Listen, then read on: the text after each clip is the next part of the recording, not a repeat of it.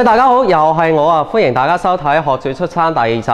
咁今次我哋好高興邀請到中二禮班嘅黃協良，係，同埋佢嘅助手葉佩斯，係，同埋吳家正，係，嚟整呢個烏頭魚同埋蒜蓉蝦嘅。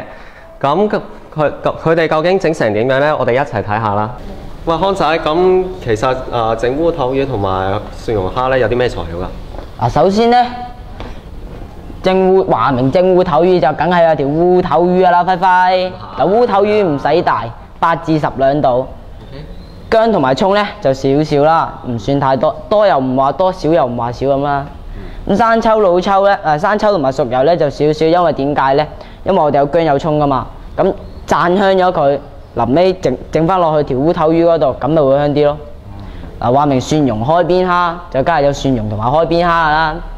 咁材料呢，就喺街市買海中蝦半斤，蒜蓉呢，蒜頭呢就幾粒就夠噶啦。蒸魚唔好多喎，8分鐘就夠噶咯喎。蒸個蝦呢就少啲，就5分鐘，因為蝦你話晒都細隻啲，就易熟。哦，喂，咁康仔啊，咁我哋依家首先要做啲咩呢？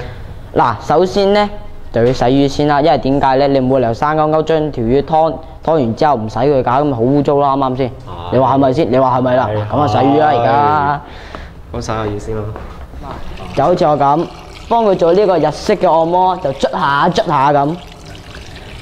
咁洗乾淨啦，啱唔啱先？點解要忍佢呢？就係因為驚佢水分過多，條魚都會變水腫㗎。就係咁啦。哦，係咁，依家洗完條魚啦，咁依家要做啲咩呢？洗完條魚就好問題，就係切配料啦。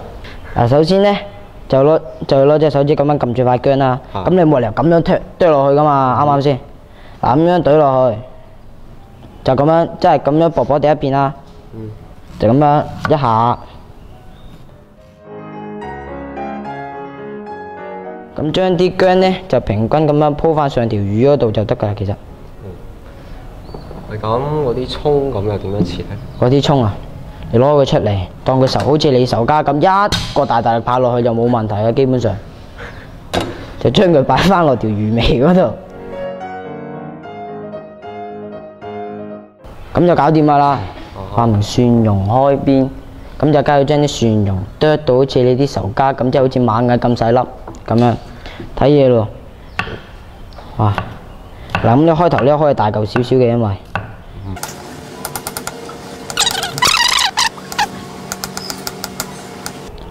話明蒜蓉，梗係將蒜頭切完之後就梗係要剁佢啦，啱唔啱先？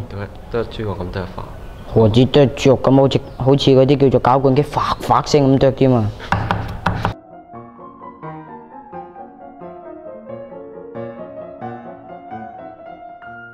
咁而家呢，就要將呢個蒜蓉擺翻落呢度啦。首先要攞啲鹽，用最細嗰隻羹就滗1殼仔落去，唔使多㗎，即係話多唔多話少唔少咁啦。其實基本上又係。就咁樣落少少落去啦。呢個糖，記住係糖啊，都係好似頭先咁話多唔多話少唔少咁放落去。粟粉。粟粉。咁又係話多唔多話少唔少咁樣啦。醒咗喎，輝輝。心講。做到嘢啊！最尾呢，就落油啦，油都唔使多嘅其實。都唔係好多嘢。都好多。跟住呢，就咁樣將佢攪勻。咁基本上呢個嘅蒜蓉嘅調味料已經基本上係可以叫做完成啦。咁跟住落嚟係咪到開真係切蝦？梗係。話明叫海中蝦。咁輝輝，你估唔估到我又想講咩啊？你想講咩啊？就係海中間嘅蝦啦。記住。記住，家庭嘅觀眾呢，就唔好喺呢邊開喎，因為點解呢？佢係海中蝦最硬個位，喺佢個肚呢度介一刀，就唔使當你仇家咁嘅，因為你自己隻手指嚟度住㗎，啱唔啱先？就咁樣啦，輝輝望住咯，咁樣一下，咁眼切入去啦，睇住切親隻手喎。真係咁啱切到中間個位咁樣就得啦。係啊。咁而家咧咪開咗一半嘅嗯哼，仲未得噶。嗱，咁樣縮開，得個。咁係啊，要咁樣晾住，之後，嗱你度好位咯喎，嗯。之後，哎呀，一嘢又拍落去，神啊你！仲話唔係對好似仇家咁。啊，一隻靚嘅開邊蝦就係咁啦。咦，康仔，其實條魚依家係咪蒸得㗎啦？係啊，係啊請助手幫我哋打開個鑊啊，唔該你。蒸8分鐘。係咁，跟住嗰啲蝦咧，又係點樣灑嗰啲蒜蓉落度咧？要請我哋嘅葉佩斯助手幫我去攞。有啲時間嘅關係咧，由於時間真係得少到冇得再少嘅關係咧，我哋就已經整咗碟咁嘅蝦啦。哦，咁真係其實係咪都係蒸得㗎啦？係啊，梗係要擺翻我呢啲咁有藝術層次嘅蝦上去先啊，啱唔啱先？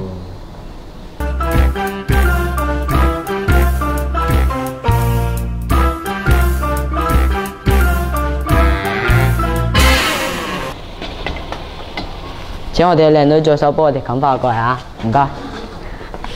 喂，咁其實依家魚蒸緊，蝦又整緊，咁依家其實仲啲咩咧？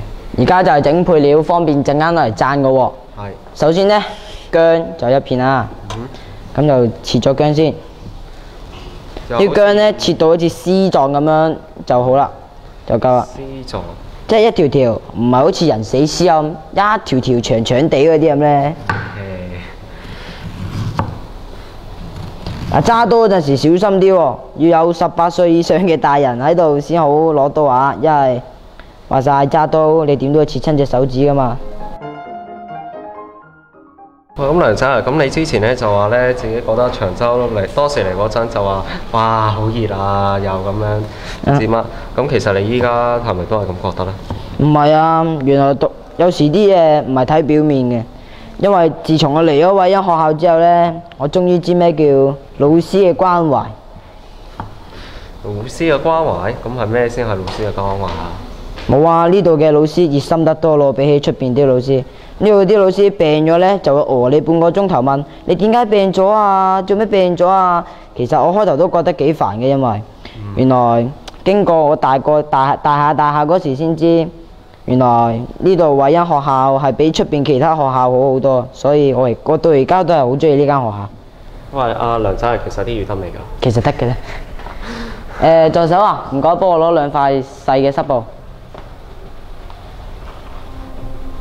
阿家正，幫我打開個煲蓋啊！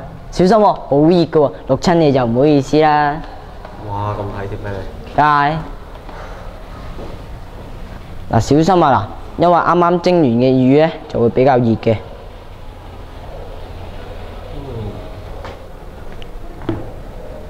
你睇條魚蒸完之後都好似我咁靚。唔係好似我咁靚咩？你啊，行開咧。嗱，魚啊蒸完啦，到下一個步驟就係將我頭先所講嘅就係要灒開嗰個葱同埋薑。阿家正，幫我攞個片啦，唔該。因為將佢爆開，咁你冇理由生勾咁抌落去㗎，咁你食嘢點都有啲香口嘢咬下㗎，係咪先？係。就係咁啦。啊，唔該，你真係體貼嘅啫，忽然間好中意你添。嗱，首先要點樣爆咧？咁樣落油。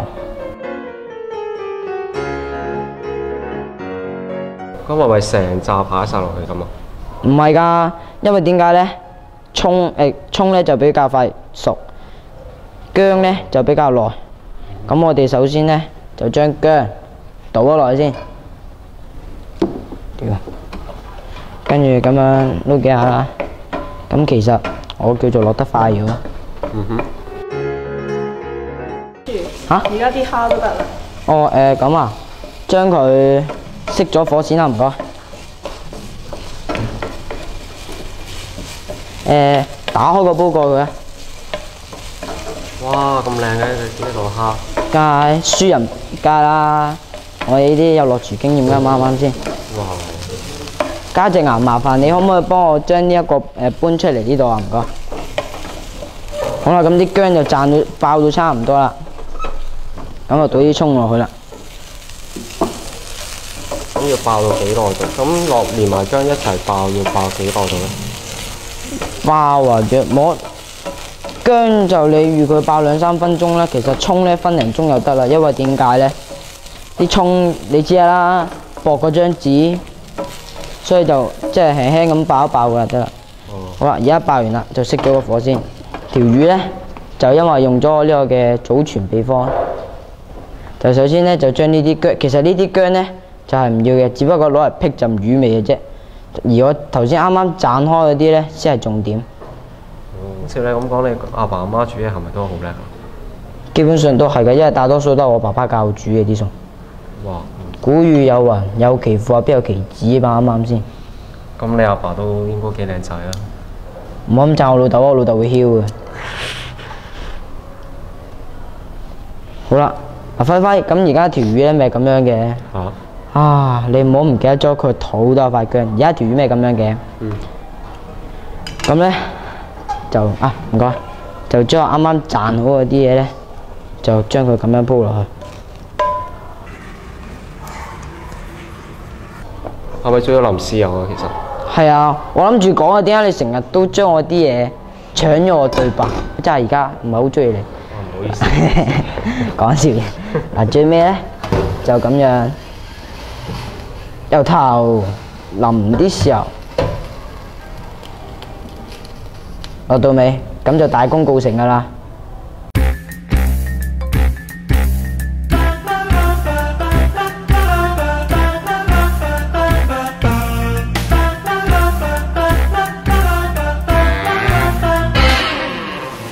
嗱，話咁快咧就整好咗呢條烏頭魚同埋蒸蝦啦。咁咧，我哋不如依家起飯咯喎，事不宜遲。食啊食啊食啊食啊！我寫。味道如何？好正。啲蝦幾香下。多謝讚賞。喂，咁其實呢個餸咧，你係咪練咗好耐㗎啦？煮得咁好味？唔係啊，其實唔係，咁煮幾耐度啊？即係你話煮真係學幾耐度2-3次咯。其實因為我爸媽有時即係過時過節，點都會煮啊嘛。呢啲餸其實即係老土啲講句家常便飯。咁即係話你自己真係識整好多嘢啊！咁你其實最中意整咩㗎咧？冇咩分別喎，其實都係就翻屋企人嘅啫嘛。你煮餸你都係無非想屋企人開心，你攞到嗰份成功感啫，係咪先？咁啊係。咁你其實咧由幾耐開始咧就開始學煮嘢嘅咧？約莫喺10歲左右開始啊，因為 over 咗10歲之後，阿爸阿媽比較忙，冇人煮嘢食喎。唔好意思啊。唔夠手長。咁樣會唔會好啲啊？再手喎。哇！你真係食嗰個啊？真係好體貼啊！你咁讚我會囂嘅。哇！囂添啊！咁會唔會好啲啊？唔該晒。唔緊要，慢慢。咁其實你話你自己由10歲煮嘢煮到依家啦，咁你其實有冇啲乜嘢心得之類嘅咩咧？心得啊，其實冇啊。煮餸好似做人咁啊嘛，你做得多學得多，咁你自然就會熟㗎啦呢啲。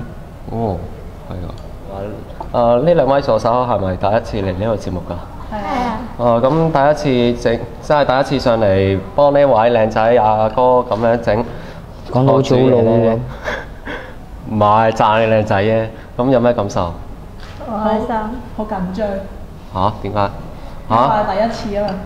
第一次啊？係啊。哦，咁聽講下一次係咪你煮嘢啊？係啊。係。我實捧你場啦。多謝。咁你會煮啲咩啊？你咪好期待啊？係啊。下次再話俾你知啊。哦，咁好咯。喂，咁我哋個節目咧都到呢度為止啦，拜拜。